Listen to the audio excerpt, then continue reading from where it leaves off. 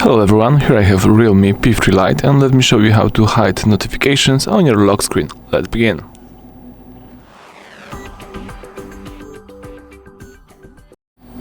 So at the very beginning, let's open the list of all apps. Here let's tap settings. From the settings you need to find and select the notifications. So it's right here, it's this blue icon. Let's just tap it. And as you can see here under privacy, you've got notifications on lock screen. Let's tap this feature right here. And right now you've got three options. You can show conversation default and silent. The first one, it's like the most not strict full one, so you will show everything. You can hide silent conversation and notifications, but you can also choose the third option. The third option is most trustful. No one can mess with your phone even if it's locked, so let me just use the third one. Don't show any notifications.